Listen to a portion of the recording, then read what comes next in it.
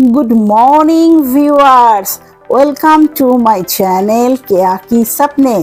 If you are my new friend, please subscribe my channel and एक like तो बनता ही है यार.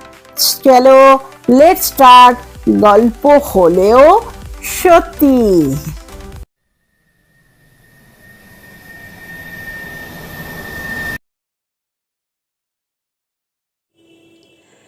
তৃতীয় পর্বে আমরা বড়বাবু সম্পর্কে অনেক কথা বলেছি এবং নিজে হাতে বড়বাবু বিশ্ববৃক্ষের জন্ম দিয়েছে সে কথাও বলেছি, কিন্তু সেই বিশ্ববৃক্ষের জন্মের পরিণতি কী হলো সেইটা নিয়ে না হয় আরও পরে কিছু বলবো। এখন কিছুটা অন্যান্য যেসব বাবুরা বাকি আছে তাদের একটু ঘটনা বলি। যেমন আজকে বলবো সেজবাবুর কথা। সেজবাবু ভীষণ খাদ্যরসিক এবং উনি এত খাদ্যরসিক, যেহেতু উনি এত খাদ্যরসিক সেহেতু উনি এটা খুব ভালো মনে রাখতে পারেন যে কোন রান্নাটা কার সাথে ম্যাচ করে এবং কোন রান্নাটা রাঁধলে সবার কাছে খুব প্রিয় হওয়া যায় এবং সবাই খুব চেটেপুটে খায়।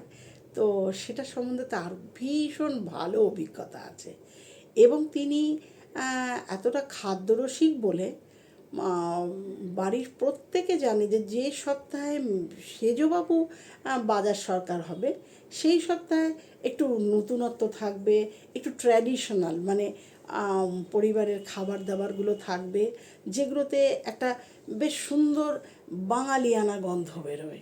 হ্যাঁ, যে গন্ধটা হয়তো সব সময় আমরা সব জায়গাতে পাই না, কিন্তু সেজবাবু যে সপ্তাহে বাজার সরকার সেই সপ্তাহে আমরা খুব ভালো পাই।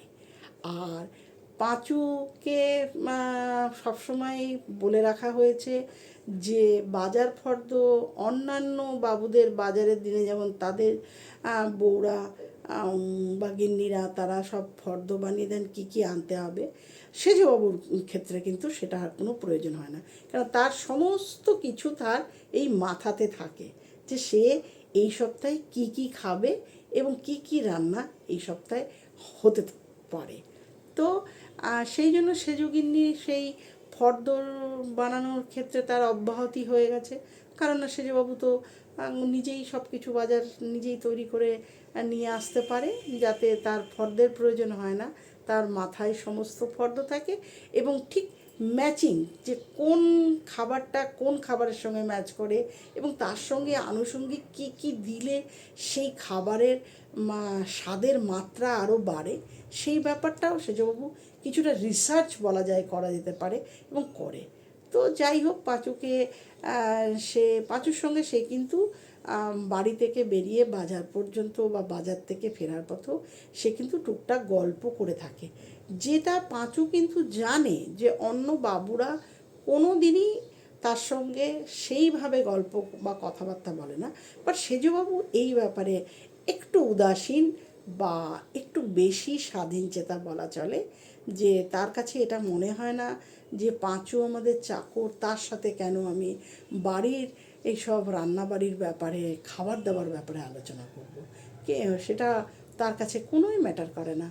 কিন্তু পাঁচু কিন্তু তার নিজস্ব যেটা অধিকার বোধ বা তার সমান থাকার যে বা বাবুদেরকে রেসপেক্ট করার যে একটা তার ভাব আছে সেটা কিন্তু সে ভোলে না।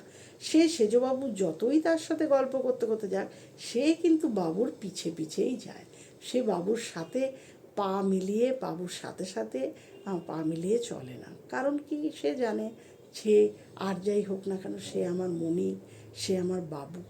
তো সেজবাবু এরকম পাঁচুকে নিয়ে যাচ্ছে, তো যেতে যেতে বলছে, বুঝলি পাঁচু, বড় বৌদি মানে বড় গিন্নিমা, তোদের বড় গিন্নিমা হাতে মোচার ঘন্ট, যে একবার বড় গিন্নির হাতের মোচার ঘন্ট চিংড়ি মাছ দিয়ে খেয়েছে সে কোনোদিন ভুলতে পারবে না।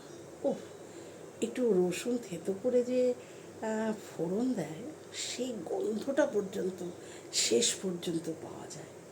তারপরে মোচার ঘন্ট রান্না যখন শেষ হয়ে আসে শেষের দিকে সে ঘি গরম মশলা দিয়ে সেটাকে আরও আরও অনেক সুস্বাদু করে তোলে। তো পাঁচু বলছে, তাহলে এখন যে উড়িয়া ঠাকুর যে রান্না করে সে, আরে উড়ে ঠাকুর রান্না করছে সেটা তো এমন বিশেষ কিছু বড় কথা নয়, সে কাজ করছে করছে, কিন্তু বড় বৌদির হাতের মোচার ঘণ্টর কাছে উড়ে ঠাকুরের মোচার ঘণ্টও কিন্তু পাত্তা পায় না, এত ভালো এরা। তা আমি ভেবেছি এবার আমি উড়ে ঠাকুরকে বলবো যে তুমি কেটে বেটে সব রেডি করে দিও, বড় বৌদি এবারের এই হপ্তাহ মোচা ঘণ্ট চিংড়ি মাছ দিয়ে রান্না করবে। তো যাই হোক, এরকম বলে সে বাজারে ঢুকলো। মাছের সম্বন্ধেও তার বিস্তর জ্ঞান আছে, যে কোন মাছের সঙ্গে কি ফোড়ন দেওয়া যায় সেই ফোড়নের জিনিস আনবে, কোন মাছের সঙ্গে বেগুন চলে, বেগুন ছোট ছোট করে কেটে দেওয়া হয় সেটা চলে, কোন মাছের সঙ্গে আলু চলে সেটা উনি জানেন, কোন মাছে পেঁয়াজ কেটে রান্না করতে হয়, কোন মাছে পেঁয়াজ বেটে রান্না করতে হয়, কোন মাছে জিরে ফোড়ন, কোন মাছে আদা জিরে বাটা দিয়ে করতে হয়, কোন মাছে সর্ষে দিয়ে বানাতে হয়। মানে খাদ্যরসিক মানে তার ভীষণ খাদ্যের ব্যাপারে সমস্ত বিষয়ে তার আইডিয়া। এবং শুধু মাছ মাংস সব শাক সবজির বিষয়ে না, ফলের ব্যাপারেও তার বিস্তর জ্ঞান, কারণ সে তো খুব খাদ্যরসিক না, কোন সিজনে কোন ফল তার লাগবে তাকে বলতে হয় না, সে ঠিক নিয়ে চলে আসবে। তারপরে সে সে একটু মানে বাঙালির যেসব ট্র্যাডিশনাল ফুড আছে, যেগুলো আজকাল রান্না হয়তো করা হয়, আমরা হয়তো খাই, কিন্তু সেই মাধুর্যটা বা সেই স্বাদটা অনেকেই মিস করি, কারণ কাটার উপরও একটা নির্ভর করে, রান্নার উপরও অনেকটা নির্ভর করে। অনেকেই ইঁচড় রান্না করে, কিন্তু সেই ইঁচড় মুখে তোলা যায় না, কারণ ইঁচড় রান্না করতে গেলে তার একটা অনেক বড় প্রিপারেশন লাগে, সেটা কাটতেই তার অনেক সময় লেগে যায়। কারণ এখন যারা রান্না করে তারা তো ইঁচড়ের কোনো অংশ ছালটা বাদে কোনোটাই ছাড়ে না, খেতে সব কিছুই খায়। বাট যারা সত্যিকারের বাঙালি বা যারা বনেদিয়ান বাঙালি তারা কোনোদিন ইঁচড়ের এরকম খায় না, তারা অনেক কিছু ইঁচড়ের ফেলে দেয়, যেটা পেটের পক্ষেও ক্ষতিকর এবং স্বাদের পক্ষেও অনেক ক্ষতিকর।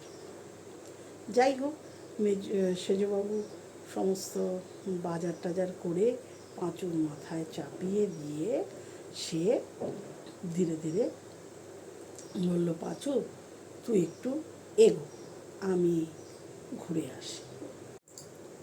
সেজবাবুর একটু তামাকের নেশা আছে, কারণ তখনকার দিনের বড় বাবুদের, বড় ঘরের বাবুদের কিছু না কিছু একটু নেশা থাকতো।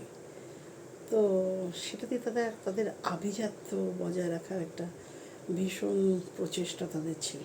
কিছু নেশা না করলে সে আবার কিসের বাবু, যেহেতু সে বড় হয়ে গেছে, বড় লোক হয়ে গেছে। তো তার একটু তামাকের নেশা ছিল। তো সেই তামাক সে নিজে কিনত, সে কারোর ওপরে এই বিষয়ে ভরসা করতে পারতো না। সে তামাকের গুণাগুণ কতটা জানতো সে ব্যাপারে আমরা জানি না, কিন্তু সে কারোর হাতে দিয়ে শান্তি পেত না কিনতে দিয়ে। সে সেই জন্য সমস্ত তামাকের যা গুণাগুণ বিচার করে সেই তামাকের পাতা সে নিজে কিনত, এবং তামাক তাকে পাঁচু সাজিয়ে দিলেও তার ওপরেও কিন্তু সে নিজের কিছু কারিগরি দেখাতো, যেটাতে সে নিজেকে খুব সন্তুষ্ট মনে করতো এবং নিজেকে খুব গর্বিত মনে করতো যে সে এইসব জিনিস করতে পারে। তো এই ছিল আমাদের সেজবাবুর চরিত্র। এবার সেজবাবু এতটা খাদ্যরসিক যেহেতু, তাই তাকে খেতে বসিয়ে দিয়ে বাড়ির গিন্নিরা বা উড়ে ঠাকুর সবাই কিন্তু একটু ভয়ে তটস্থ হয়ে থাকত, কারণ কোনটা বাবুর পছন্দ হবে আর কোনটা বাবুর পছন্দ হবে না। সে যেটা পছন্দ করে বাজার থেকে নিয়ে এসেছে বড় স্বাদ করে, সেটা যদি তার মনের মতো রান্না না হতো তাহলে তার মেজাজ যেত বিগড়ে, এবং তার জন্য সে কাউকে কটু কথা বলতে পিছপা হতো না। এটা তার একটা বড় দোষ ছিল, কিন্তু সবাই সেটা মেনে নিতে বাধ্য হয়ে গেছিল।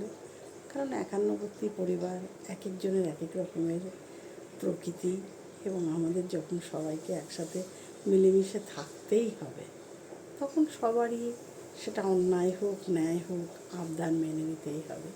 তো সেজবাবু এইরকমভাবে তার খাদ্য রসিকতার পরিচয় সে সবসময় গোটা পরিবারের কাছে দিয়ে থাকে, এবং গোটা পরিবারও তাতে অভ্যস্ত হয়ে উঠেছে যে কীভাবে সেজবাবুর সঙ্গে দিন কাটাতে হয় এবং কীভাবে তাকে সন্তুষ্ট রাখতে হয়।